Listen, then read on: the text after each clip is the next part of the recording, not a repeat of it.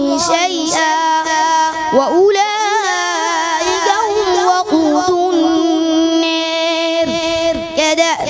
آل فرعون والذين من قبلهم كذبوا بآياتنا فأخذهم الله بذنوبهم والله شديد العقاب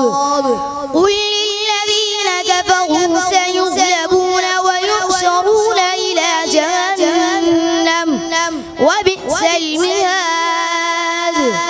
قد